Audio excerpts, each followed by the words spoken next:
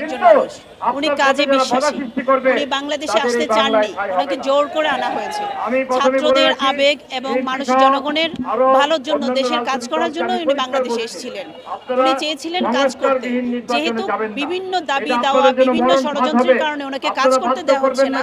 ওনার কথা হচ্ছে, কাজই যদি করতে না পারবো, আমি চেয়ার ধরে রেখে লাভটা কি আমার? আমাকে তো কাজ করার সুযোগ দিতে হবে। উনি যদি আত্মকেন্দ্রিক হতেন, ওনার সুবিধা চাইতেন, ক্ষমতা চাইতেন, ক্ষমতা কেন্দ্রিক হতেন, তাহলে উনি কখনো ওনার নিজের স্বার্থটাই চাইতেন। উনি পদত্যাগ করতে চাইতেন না। উনি পদত্যাগ করতে চাচ্ছেন, এটার মানে হচ্ছে উনি ভালো মানুষ, উনি স্বার্থহীন মানুষ, উনি আত্মকেন্দ্রিক না, উনি দেশের কাজ করতে চান। যেহেতু দেশের কাজ করতে দেওয়া হচ্ছে না, ওনার প্রতিটা পদক্ষেপে বাধা দেওয়া হচ্ছে, সেজন্য উনি পদত্যাগের সিদ্ধান্ত নিয়েছেন বলে আমার ধারণা। রাজনৈতিক দল উনি আসলে ডোবার প্লেয়ার না, উনি হচ্ছেন মহাসাগরের প্লেয়ার। উনি মহাসাগর থেকে ডোবায় এসছেন বা নদীতে এসছেন। আমরা এখানে যারা রাজনৈতিক দল আছে, ওনারা হচ্ছে নদীর খেলোয়াড়, বাংলাদেশের মধ্যে খেলে।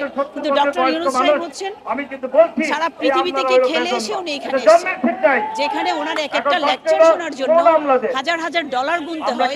সেই লোক আমাদেরকে ওনার শ্রম, সময়, মেধা, টাকা সবকিছু দিয়ে আমাদেরকে উন্নত জাতিতে নিয়ে যাওয়ার জন্য সর্বাত্মক চেষ্টা করছে।